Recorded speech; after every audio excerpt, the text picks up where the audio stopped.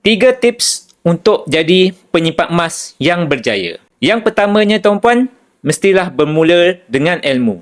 Dan nak dapatkan ilmu yang betul, kita mestilah belajar daripada mereka yang dah proven dalam simpanan emas. Saya syorkan tuan-puan baca buku Wang Emas, hasil tulisan guru emas saya, Tuan Muhammad Zulkifli Syafi'i. InsyaAllah tuan-puan, bila mana kita tahu apa orang berjaya tahu, kita tiru ataupun kita buat apa mereka buat, kita pun akan dapat apa yang mereka dapat. Yang kedua, selepas kita ada ilmu, kita mestilah berdisiplin ataupun bina tabiat untuk simpan emas.